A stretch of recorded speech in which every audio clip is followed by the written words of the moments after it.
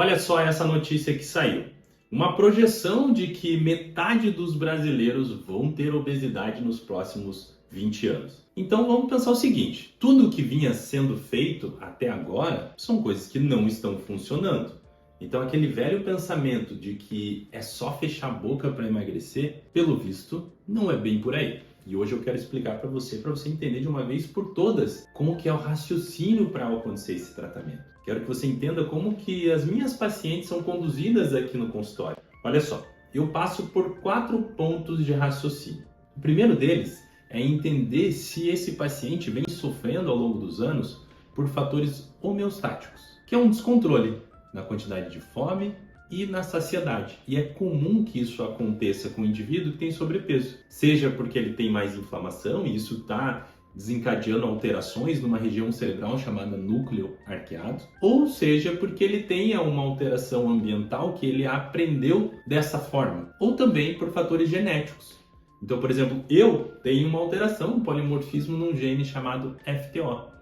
Então isso me predispõe a ter maior dificuldade no controle do peso. Então essa é a primeira análise, entender se o paciente tem um problema com relação à fome. O segundo ponto é entender se esse paciente tem dificuldade com fatores hedônicos. Fatores hedônicos, tudo aquilo que está ligado à emoção e o alimento. Um paciente que é muito ansioso, tem uma tristeza e desconta na alimentação, ele tem uma alteração nesse fator hedônico. Se ele tende a comemorar, ter momentos de prazer, relacionamento com os filhos e sempre envolve comida, também um fator hedônico. Então preste atenção se você tem ganhado peso porque você desconta as suas frustrações ou emoções na comida. Principalmente aquelas mulheres que sofrem com dificuldade de doces. É uma alteração nessa área, descompensando esses fatores hedônicos. Só analisando esse simples ponto, eu já entendo que os tratamentos são diferentes. Para esse primeiro paciente, eu preciso controlar a fome, gerar saciedade. Já para esse daqui, não é o problema a fome e saciedade em muitos casos. Simplesmente é uma alteração em relação à compulsividade. Talvez ele tenha um diagnóstico de transtorno de compulsão alimentar e isso precisa ser tratado. E o tratamento é diferente. O terceiro ponto a ser analisado é se o paciente não tem um problema em relação ao seu metabolismo e termogênese, que é como o corpo gasta a energia. Tem pessoas que têm um metabolismo mais lentificado, seja por questões genéticas, seja por pouca massa muscular, uma dificuldade na quantidade de mitocôndrias, que são as nossas usinas de produção de energia e queima de gordura. Isso é anatômico, é de cada um. É claro que a gente pode potencializar isso, mas é individual. E a termogênese também é assim, que é a nossa capacidade de desperdiçar energia na forma de calor. Tem pessoas que têm uma maior capacidade de fazer isso, então elas vão ter uma maior dificuldade para acumular gordura. Então, se você é um indivíduo que percebe que não está comendo muito, não tem tanta compulsividade, mesmo assim tem muita dificuldade para emagrecer, mesmo mantendo uma dieta equilibrada, talvez você tenha esse problema, alguma alteração no metabolismo ou alguma alteração na termogênese. E aí o tratamento também vai levar isso em consideração.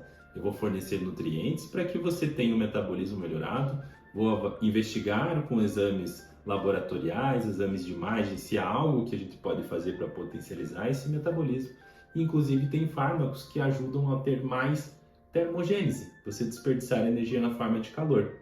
Então também é um caso diferente. E por fim, análise quanto à inflamação. A obesidade por si ela é uma doença inflamatória.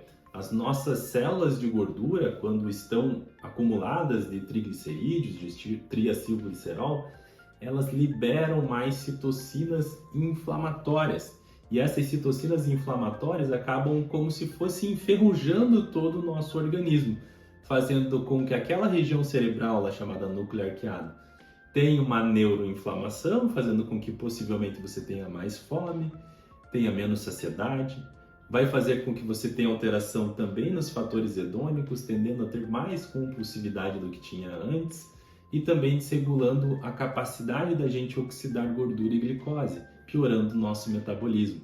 Então a inflamação acaba sendo quase um centro de tratamento, porque ela vai interferir em todas as outras áreas.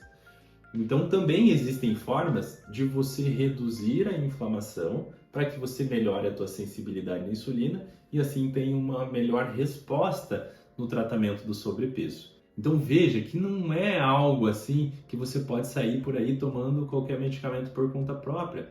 Você já vai errar na análise, no diagnóstico. Então é muito importante que a partir daqui a gente entenda os fármacos ligados a cada uma dessas condições. Então, se você hoje está enfrentando um sobrepeso e ainda não tem obesidade, é a hora de você tratar. E se você está em obesidade, é a hora de você tratar de forma séria, com o tratamento correto, com começo, meio e fim.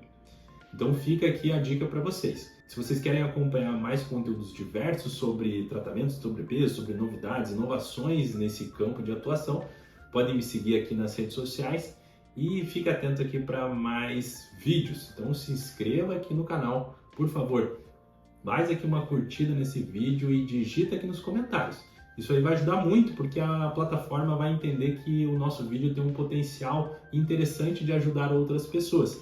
E assim como você foi ajudado nesse vídeo, eu quero ajudar mais pessoas também.